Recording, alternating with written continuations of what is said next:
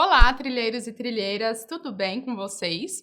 Hoje vamos estudar o informativo 728 do STJ, começando por esse julgado decidido sobre a sistemática dos recursos repetitivos, no qual a Corte analisou se, no caso de contrato de mútuo bancário comum, em que há autorização por parte do mutuário, ou seja, aquele que pega o empréstimo, para que o pagamento se dê por meio de descontos mensais em sua conta corrente, se é aplicável, por analogia, a limitação de 35% quanto a esses descontos prevista na Lei 10.820 de 2003, que é a lei que regula o empréstimo consignado.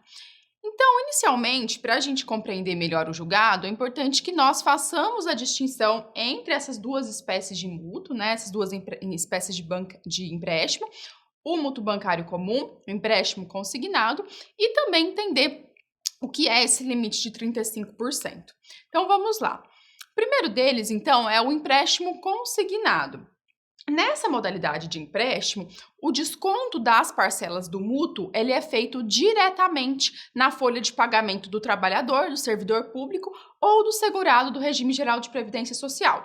Então, o indivíduo ele faz um empréstimo normalmente junto a uma instituição financeira, e aí a forma de pagamento desse empréstimo se dará mediante desconto direto na folha de pagamento desse indivíduo.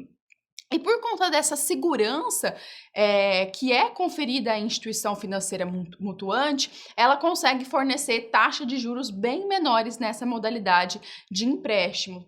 Até mesmo porque o mutuário ele não tem disponibilidade, ele não tem discricionariedade quanto àqueles valores que vão ser descontados para fins de pagamento do empréstimo. Ele não pode nem mesmo modificar essa forma de pagamento que foi ajustada. E além disso, a Lei 10.820, que regula essa modalidade de empréstimo, ela prevê em seu artigo 2º, parágrafo 2º, inciso 1º, que a soma dos descontos não pode exceder a 35% da remuneração disponível. Então, ainda que esse indivíduo ele tenha mais de um empréstimo consignado, esses descontos feitos mensalmente na sua remuneração não poderão exceder 35% da remuneração total. Já quando nós pensamos em contrato de mútuo comum, no qual foi ajustado mediante uma cláusula específica que o pagamento ele se dará com desconto das prestações em conta corrente, como forma de pagamento desse contrato, desse empréstimo comum, desse mútuo comum, nós precisamos pontuar que aqui isso é uma faculdade que foi conferida às partes contratantes. Então, quando o mutuário ele tomou o empréstimo, ele poderia pleitear ali junto à instituição financeira uma outra forma de pagamento que não necessariamente fossem os descontos feitos mensalmente em sua conta corrente. Mas se ele estipulou dessa maneira, se ambos estipularam dessa maneira, é porque eles assim o fizeram no exercício de sua vontade. Portanto, aqui nós temos uma faculdade. No empréstimo consignado, não. É a única modalidade de pagamento, que é justamente a característica central do empréstimo consignado, é via desconto mensal na remuneração do indivíduo.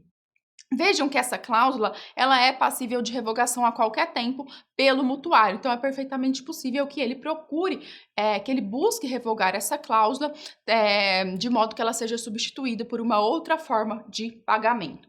Além disso, é importante que nós tenhamos claro aqui que esses descontos mensais, eles não incidem propriamente sobre a remuneração do indivíduo, mas sim sobre os valores que estão na sua conta corrente.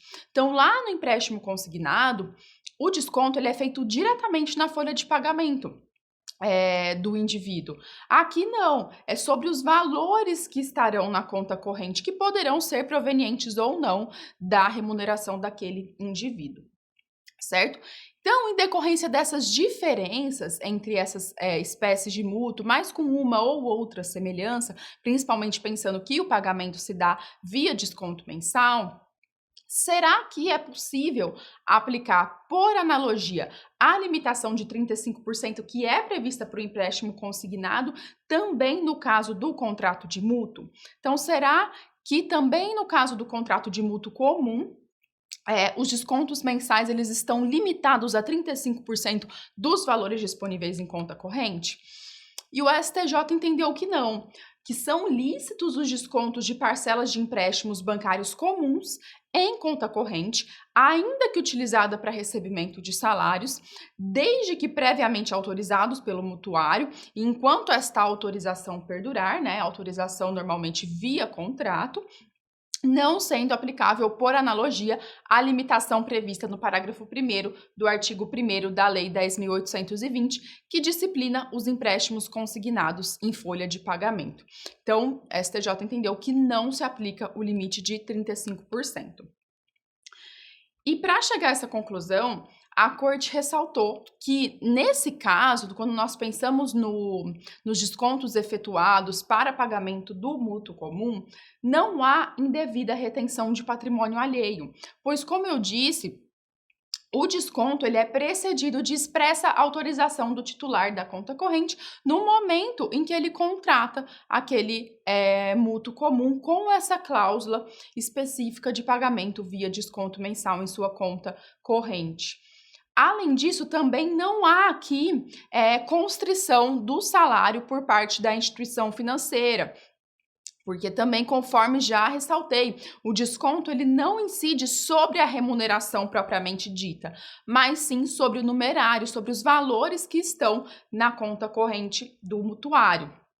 Vejam, então, que justamente porque o mutuário ele tem uma maior disponibilidade sobre uma total disponibilidade sobre esses valores que estão em sua conta corrente, ele pode evitar que a instituição financeira realize a cobrança em valores muito altos de outras maneiras, né? Simplesmente, por exemplo, não deixando disponível ali naquela conta corrente valores muito altos, né?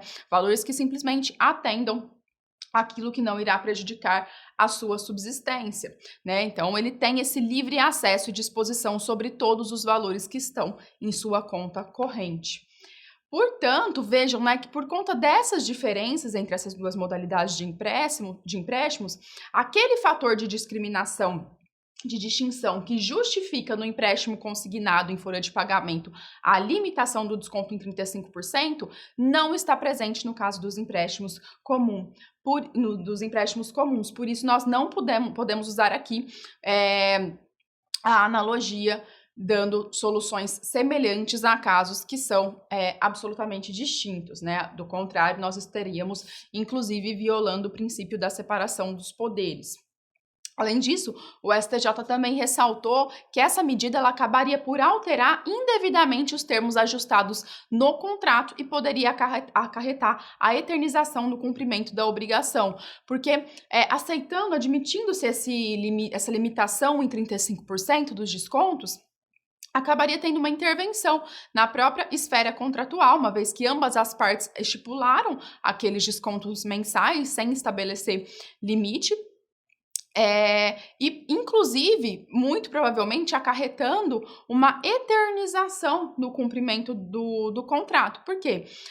Porque o mutuário ele não pagaria o empréstimo na forma e no prazo que foram ajustados, e com isso a dívida ela só iria aumentando, porque acabaria incidindo juros sobre juros, virando uma verdadeira bola de neve. Então, vejam que essa medida, né, caso se admitisse essa limitação em 35% nos mútuos comuns, segundo o STJ, essa medida ela se revelaria ineficaz tanto sob o prisma geral da economia, quanto sob o enfoque individual do mutuário, né, no controle do superendividamento, pois, como eu disse, a dívida tenderia a aumentar cada vez mais, havendo uma verdadeira eternização no cumprimento da obrigação. E com isso, por conta até dessa maior insegurança que isso acarretaria às instituições financeiras mutuantes, elas tenderiam a aumentar a taxa de juros desses contratos, o que também não seria atrativo se nós pensarmos na economia de um modo geral.